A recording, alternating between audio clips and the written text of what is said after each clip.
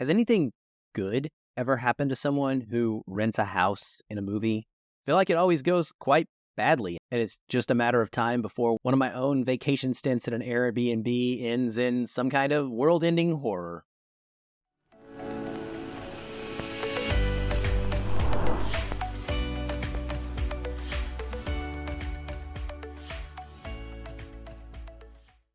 Welcome everyone to Feelin' Film. I'm your film critic, Aaron White, here with my review of Leave the World Behind, coming to us from Netflix. It stars Julia Roberts, Mahershala Ali, Ethan Hawke, Myha'la, and Kevin Bacon.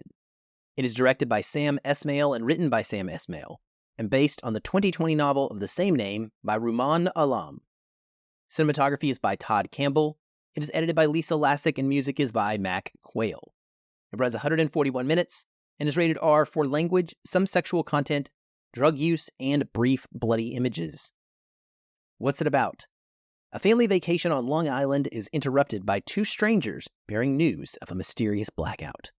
As the threat grows more imminent, both families must decide how best to survive the potential crisis, all while grappling with their own place in this collapsing world. The first thing is I have not read the book, so I will not be making a comparison between book and movie. So I'm strictly approaching this from my experience with what the film gives me and that story alone. So it kicks off with Amanda telling her husband Clay that she has booked a surprise vacation for their family in order to get away. The title comes from the name on the listing for the house that she rents, which the name of the ad is Leave the World Behind. They take off and leave the city as a way of getting away from people and having some time to reset, which is, of course, something very relatable for many similar middle-class families, I'm sure. That's not long after they arrive before they start encountering oddities. Amanda sees a man stocking up on water and canned goods at the grocery store while she's shopping. An oil tanker runs aground on the beach while they're sunbathing and playing outside, and then the Wi-Fi mysteriously stops working all throughout the house. That evening, two strangers named GH and his daughter Ruth show up, claiming to be the house owners, telling them that a blackout has occurred and asking to stay there for the evening. Of course, our renting couple is unable to verify this because there's no internet, phone, or TV access due to the presumed blackout. Amanda is super suspicious and rigid. She doesn't like people at all, and she's a very untrusting person. By contrast, her husband is extremely friendly and welcoming and wants to just allow them in and give them a safe space for the night and hang out and have drinks. As you might expect, this causes some familial conflict between the two. Also causing conflict is Ruth's paranoia after receiving news reports that hackers might be responsible for the blackout. There's a constant tension, a little bit racially charged as well, between she and Amanda, who herself kind of comes off a little bit like a Karen during these first few days the couples are together. Of Amanda and Clay's two children, Rose is the one that is a little more interesting. She is obsessed with the television show Friends, and she's mad that she isn't going to be able to watch the finale episode and find out what happened to Ross and Rachel and whether or not they got together because the Wi-Fi is gone and she can't stream it on her tablet anymore. It's pretty funny. You'll either find it to be cute and meta or completely ridiculous because her mother, Julia Roberts, was actually in the series Friends. So you can presume that this child has watched the episode that Julia Roberts appears in as Chandler's love interest, and yet is not making the connection that it looks exactly like her mom. Anyway, it's actually very ironic as a plot point because throughout the film, she seems to care much more about what is going to happen to these fictional characters than she is concerned with the actual potential impending end of the world that could be happening around them. All kinds of weird stuff starts happening.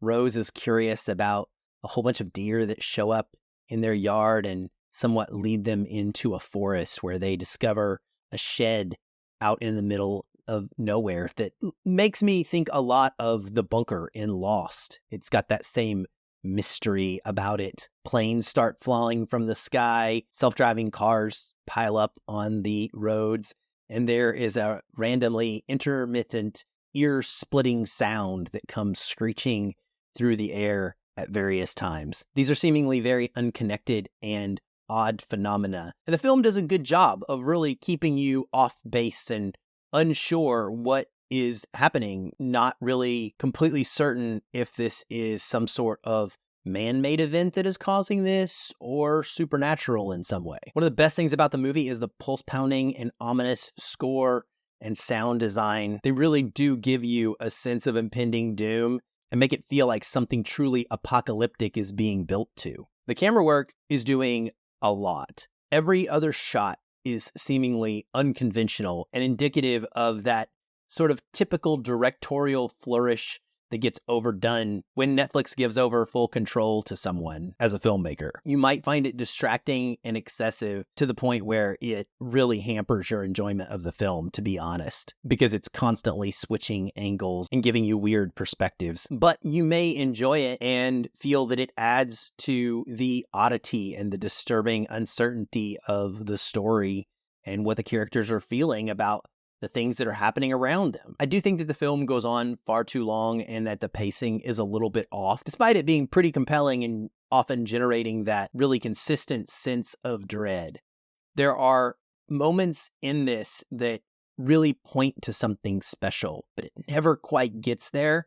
I definitely felt the length and at various times was in a hurry for the movie to kind of get going and maybe wrap up or get to some sort of reveal that would tell me what was going on instead of just introducing more and more and more questions. I don't really have a lot to say about the performances. I think that they're fine. Nothing about them stands out to me whatsoever, but they are serviceable.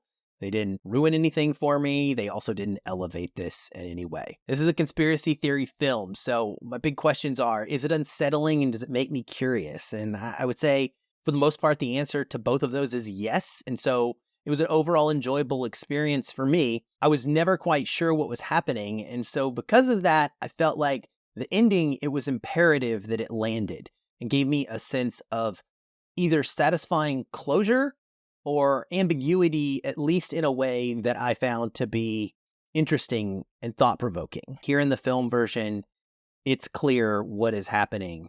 Now, all of the different things that the family have experienced across the time that we spend with them are not fully explained individually, and that is where I find some enjoyment will be had from having discussions about how the different phenomena could have occurred based on what we learn about the cause. There is also an especially wonderful and scathing zinger of a final scene that says a ton about how this current generation might actually cope with something like a potential extinction level apocalyptic event as compared to the generations that have come before. Overall, the movie makes some great points about interpersonal relationships and how society is so reliant on an electronic informational flow. It is worth a watch if you enjoy this sort of mysterious psychological thriller. Leave the World Behind can be seen streaming on Netflix beginning on December the 8th. Well, that's it for this review. Thank you for watching on YouTube. Please like and subscribe, and please share with your movie-loving friends, family, and coworkers. That's how we spread the word, and we bring more people into the fold here. If you're listening on a podcast app, thank you for that as well. It's much appreciated. Love to chat, so you can find me in the YouTube comments or on social media and let me know what you think of the film when you do see it, or come tell me how it's different than the book. I'd love to have that conversation as well. I usually find that very compelling to discuss what changes were made and perhaps why. I'll be back soon with another new review. Until then, keep watching and keep feeling film.